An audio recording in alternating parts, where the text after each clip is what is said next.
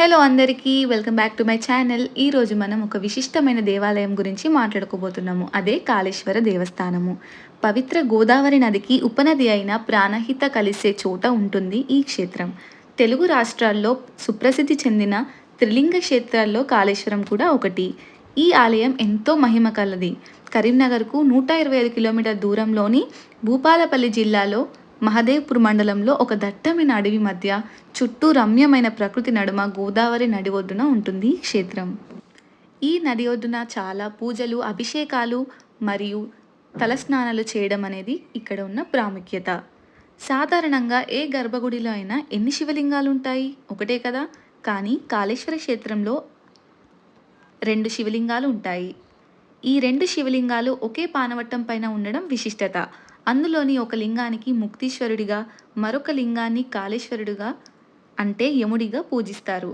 అలాగే ముక్తీశ్వర లింగంపై 2 రంధ్రాలు ఉండటం ప్రత్యేకత.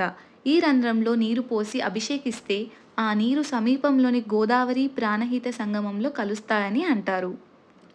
ఇక్కడి స్థల పురాణం ఏంటంటే, తనని దర్శించుకున్న అందరికీ ముక్తీశ్వర స్వామి అనుగ్రహించేవారంట.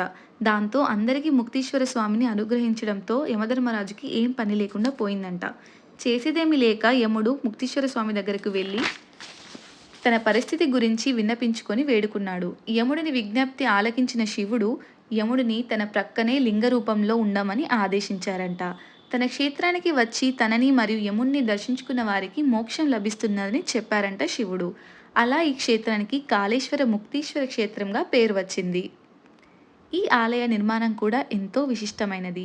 శిల్పకళ, రామాలయ గోపురాలు, శివ విగ్రహాలు అందంగా రూపకల్పన చేశారు. కాళేశ్వర గర్భాలయానికి 4 వైపులా ద్వారాలు ఉంటాయి. 4 దిక్కుల 4 నంది విగ్రహాలతో పాటు 4 ధ్వజస్తంభాలు మరియు 4 గోపురాలు ఉండటం విశేషం. మరియు ముఖ్యంగా ఈ క్షేత్రంలోని అమ్మవారు శుభానందదేవిగా పూజలు అందుకుంటారు. గౌతమి అభీష్టం ముక్తీశ్వరుని ఆదేశాల మేరకు సాక్షాత్ కాశీ అన్నపూర్ణదేవియే ఇక్కడ శుభానందదేవిగా వెలిసిందంట. కాళేశ్వరం ఆలయాన్ని సందర్శించుకోవడానికి ఉత్తమమైన కాలం శీతాకాలం మరియు మహాశివరాత్రి వేళలు. ఈ సమయంలో ఆలయంలో పూజలు, అభిషేకాలు, శివపురాణాలు, కథలు భక్తుల్ని అత్యధికంగా ఆకర్షిస్తాయి. మీరు ఈ సమయంలో సందర్శిస్తే నిజంగా శివుడి దయతో మనసుకి అమితమైన శాంతి లభిస్తుంది. మేమైతే మా కుటుంబంతో సహా కాళేశ్వర దేవాలయానికి వెళ్ళాము. చాలా ఆహ్లాదకరంగా జరిగింది మాకు దర్శనం. మనం ఆలయానికి లోపలికి రాగానే మనకు ముందుగా యమగండం కనిపిస్తుంది. దాంట్లో నుంచి మనం వెళ్ళిన తర్వాత అక్కడే మనకి ఒక యమదీపం, గండాదీపం కూడా ఉంటుంది. దాంట్లో మనం నూనెని పోసి దీపంకి పూజించవచ్చు. అలాగే మీరు చూస్తున్నట్టయితే ఇక్కడ మహిళలందరూ కలిసి దీపాలు వెలిగిస్తున్న దృశ్యాన్ని మీరు చూస్తున్నారు. ఇదేంటంటే ఇక్కడ చాలా విశిష్టమైన చెట్లు ఉన్నాయి. లైక్ మేడి చెట్టు, రావి చెట్టు, ఉసిరి చెట్టు, జమ్మి చెట్టు, ఇలాంటి చెట్లలో దేవానుభూతి ఉంటుందని అందరూ చెప్తారు. సో ఇక్కడ పూజలు చేసి దీపాలు వెలిగించడం అనేది ఆనవాయితీ. అలానే మేము కూడా అన్నింటికి దీపాలు వెలిగించాము. మరియు ఇప్పుడు ఇక్కడ ఉన్న సరస్వతి దేవాలయం గురించి మాట్లాడుకుందాం. బనారస్లోని జ్ఞాన సరస్వతి, కాశ్మీర్లోని బాల సరస్వతి ఆలయాలకు ఎంత పేరు ఉందో కాళేశ్వరంలోని మహాసరస్వతి ఆలయానికి కూడా అంతే విశిష్టత ఉంది.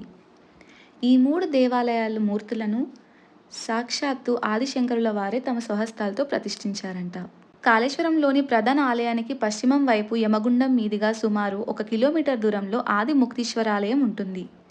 ఈ ఆలయం చుట్టూ ప్రకృతి సిద్ధంగా విభూది రాళ్ళు దొరకడం అనేది విశిష్టం. మీరు చూస్తున్నట్టయితే ఇదే ఆది ముక్తీశ్వర స్వామి దేవాలయం. ఇలాంటి అరుదైన క్షేత్రాన్ని అందరూ దర్శించుకోవాల్సిందిగా నేను కోరుకుంటున్నాను. Thank you for watching and please subscribe my channel.